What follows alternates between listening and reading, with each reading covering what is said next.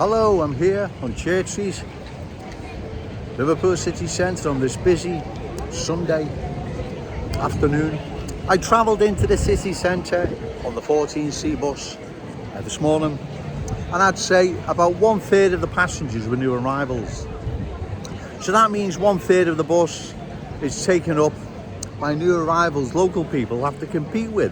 Now, I'm not saying new arrivals should walk or anything so ridiculous as that, but the point I'm making is there's a service, bus, public transport, that is now being strained, being put under pressure. Also, the top of Breck Road, it was interesting. There was a family, it was about, I don't know, 6 or 7 of them, Romanian gypsies by the look of it. 1 or 2 prams with them, I think. They had at least 1 pram and loads of kids. Anyway, the bus driver obviously denied them access onto the bus for some reason. I was sitting upstairs, so we don't know. Now, we can only assume, like Sherlock Holmes says, never assume, but I think I'm right on this. I'm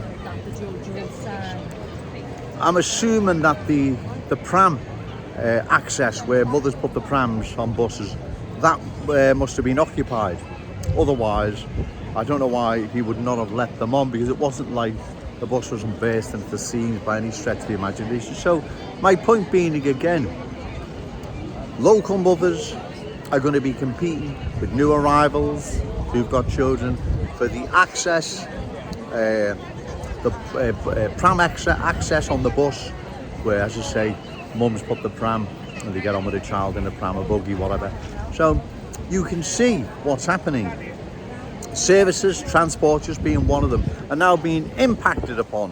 I was on the top of the bus upstairs. I was going to take a photo, but I thought it wasn't appropriate. You know, there was children with them, so I left it. But that's what happened. The bus driver denied them access to the bus, and all I can assume is there was the bit where the mothers put the prams must have been occupied. Someone must have been in there with their pram and child or whatever. Now, when not, that was another new arrival or a local, I don't know. Buskers are just beginning to start. Also, as well, if what Joe Owens proposes, that we should close the door on Liverpool and stem the flood of new arrivals being dispersed in our glorious city, if what I propose is wrong, what solution do you politicians propose? Or you, Liam Thorpe of the Liverpool Echo, what do you propose? If what Joe Owens is saying is wrong, and we shouldn't shut the door on more new arrivals into our glorious city, then what do you propose? That we keep the door open and more Kensingtons and Fairfields are taken over and flooded with new arrivals? Is that what you propose? I propose we close the door. So what's your proposal, right? That's all I ask. The politicians of this city, Liam Thorpe of the Liverpool Echo, and anyone else for that matter, if what Joe Owens proposes, close the door on new arrivals, or at least dramatically stem it. If what I propose is wrong, then what do you propose? What's your solution then? Because I witnessed it this morning on the 14C bus. At least 1/3 was occupied by new arrivals. The pram buggy access was occupied, so the Romanians couldn't get on, but that could have easily been reversed the other way around, where local mothers couldn't get on. Now, I've been on buses, you'll have to excuse me, I'll walk further up. I've been on buses where local mothers haven't been able to get on because the pram space has been occupied, so it's not just something unique to new arrivals. But my point being, the more and more new arrivals that are dispersed in our city, then the more and more you're going to be competing with them, right? That is obvious. That is what is happening. That's what's going to happen. And if 1/3 of the passengers on the bus were new arrivals, then that means then 1/3 is impacting on the schools are being impacted upon by 1/3. Dentists or doctors are, like the lady yesterday in Breck Road said she found it more difficult to get dentist appointments. So if there's 1/3 occupying bus space, then there's 1/3 that's putting pressure on schools, doctors, dentists, and so on and so on. So I bring this message once again because I'm the only one that is doing so. right? No one's getting really busy now, so I'll try and cut this short. There's no one else that is raising this thorny issue, right? And like I've said, if what Joe Owens proposes is wrong, then what you lot propose, well, exactly. I'll be standing in Wavertree in the forthcoming general election where people will have an option to vote for Joe Owens. I oppose cultural change of this city. I believe we need to close the door now, right, and save our city. You politicians, the Liverpool Echo, Liam Thorpe, what's your proposal? Well, I await your answer. Okay, thank you. Hello, I'm still here on Church Street, Liverpool City Centre on this busy Sunday, very warm Sunday afternoon. It's gone really, really warm. Cheers, lads. It's gone really, really warm. What I would like to do is send a proposal to Liam Thorpe of the Liverpool Echo, political editor, to come and interview Joe Owens. I have asked and asked and asked, and you've just ignored all my requests. Come and interview Joe Owens. If what I propose regarding new arrivals being dispersed in our glorious city, if what I propose holds no weight, no support, and is a load of baloney, then come and interview me, and in the same breath give me your proposal. What do you propose then for this city? What do you propose regarding cultural change? It's undergoing. Come on, to believe or say that Joe Owens, it wouldn't be an interesting article. You know quite well it would, right? Nice big centre double spread, right? Come on, why not? Or anyone for that matter, any of these politicians.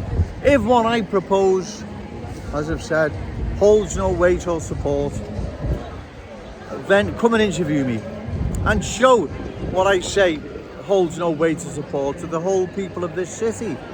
Nice big centre double spread in the Liverpool Echo, and to rub salt into the wound.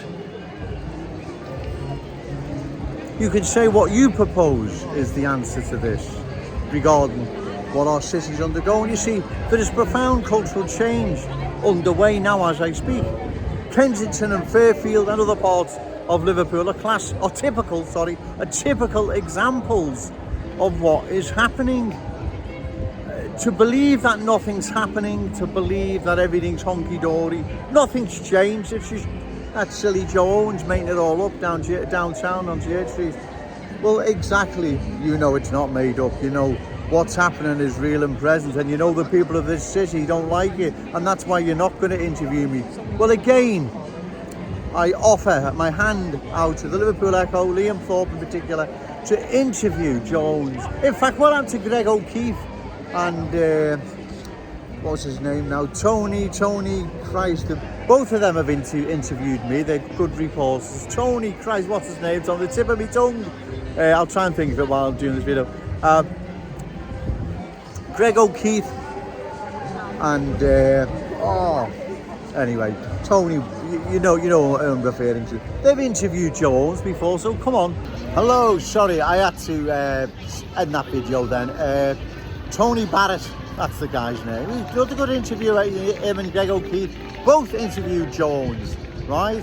So Liam Thorpe of the Liverpool Echo, come and interview Joe Owens, and if what Joe Owens says carries no weight of support, then that will be visible to all the people of this city. We can have one big laugh at Joe Owens, and as I've said, to rub salt in the wound, you can add what you propose to make me look silly and stupid, and all the people will support your proposal and they'll just laugh at the one Joe Owens proposed. Well, you know that's not going to happen, right?